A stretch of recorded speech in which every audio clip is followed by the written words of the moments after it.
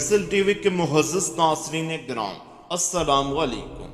دوستو، آج ہم بتائیں گے یزید کی بیٹی کون تھی۔ عاتکہ بنت یزید اور ام خلیفہ عبد المالک بن مروان کی بیوی تھی۔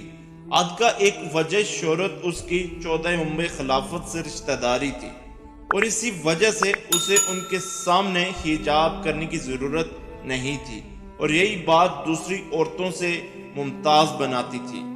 اس جیسی کوئی اور عورت بنی امیہ میں نہیں تھی جس کے اس قدر محرم مرد خلیفہ رہے ہوں۔ جب یزید کی بیوی ہند کے اصرار پر فاطمہ الزہرا اور دیگر خواتین کو خانہ یزید میں لایا گیا، جہاں یزید کی بہن نے بی بی زینب اور ام کلثوم سے بد کلامی کی اور اہل حرم کو رسوا کرنے کی کوشش کی اور اپنے خاندان کی بڑائی کرنے کی کوشش کی، تو بی بی زینب اور بی بی ام کلثوم نے اس ملعونہ کو منہ توڑ جواب دیا، اور جب لاجواب ہوگی کچھ نہ کر سکی، پھر یزید کی بیٹی عاتکہ نے اہل حرم کو رسوا کرنے کی خاطر اپنے خاندان کی بقا کے لیے عاتکہ نے باواز بلند پوچھا، فاطمہ بنت حسین کون ہے؟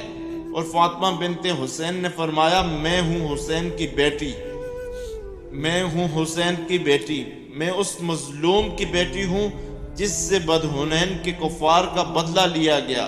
آج تم ہمارا مذاق اڑاتی ہو، ہماری اس حالت پہ خوش ہوتی ہو۔ میں حبت رسول سے ہوں، میرا دادا علی تھا جس سے کائنات عالم ارضی روح واقف ہے، بتا تو کون ہے؟ عاتکہ نے کہا، میں یزید جیسے صاحب عزت کی بیٹی ہوں۔ فاطمہ نے کہا، دنیا آزمائش کا گھر ہے، آخرت آرام و سکون کا مکان ہے، تم ہمارا مقابلہ کر سکتے ہو؟ کیا وہ تمہارا باپ نہیں تھا جو اہل محمد کے قتل پہ جشن منا رہا تھا؟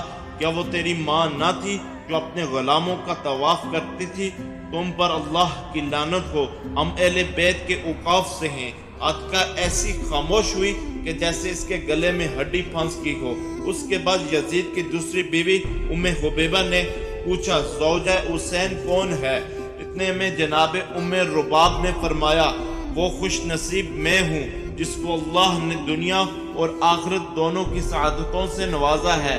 میں رسول اللہ صلی اللہ علیہ وسلم کی بہو ہوں، میں فاطمہ بنت رسول کی بہو ہوں۔